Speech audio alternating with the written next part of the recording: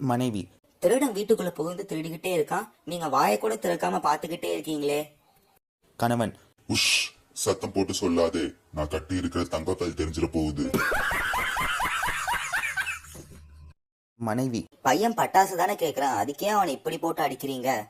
கணவன். கார் குண்டு தான் வேணும்னு அடம் பிடிக்கிறான் ராஸ்கல்.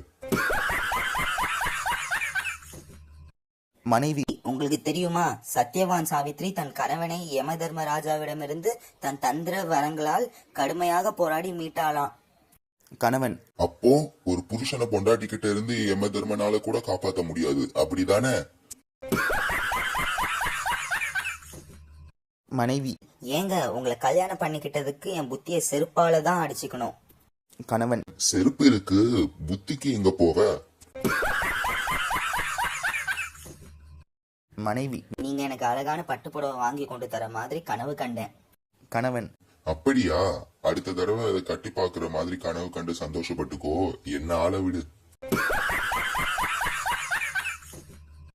மனைவி. கல்யாணத்துக்கு முன்னாடி நம்ம 2 பேரும் பீச்சுக்கு வரும்போது நிறைய செலவு பண்ணுவீங்க. கணவன். மனைவி. இப்ப எதுவுமே வாங்கி தர மாட்டீங்க. கணவன். அப்போ எனக்கா எங்க அப்பா சம்பாதிச்சுக்கிட்டு இருந்தாரு, இப்ப நாள சம்பாதிக்கிறேன்.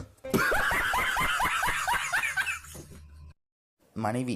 ஏங்க, உங்க ஃப்ரெண்டு பாத்திருக்க பொண்ணு நல்லாவே இல்ல, நீங்களாவது சொல்லக்கூடாதா? கணவன். நான் ஏன் சொல்லணும்? மனைவி. நீங்க அவர் ஃப்ரெண்டு தானே. கணவன். அவன் மட்டும் எனக்கு சொன்னானா என்ன? மனைவி. என்னங்க, ஏதாவது விலங்குகள் பூங்காவிற்கு கூட்டிட்டு போங்க. கணவன். சரி கிளம்பு. மனைவி. எங்க போகலாம்? கணவன். உங்க வீட்டுக்கு தான். மனைவி. சீக்கிரம் வண்டியை மறுபடியும் வீட்டுக்கு ஓட்டுங்க, ஸ்டவ் அணைக்காம வந்துட்டேன், வீடு எரிஞ்சிட போகுது. கணவன். கவலைப்படாத, நான் அதுக்கு தான் குழைய மூடாமே வந்திருக்கேன். மனைவி. என்னங்க, பிச்சைக்காரனுக்கு 100 ரூபாய் போடுறீங்க, பண கொழுப்பு அதிகமாயிருச்சா?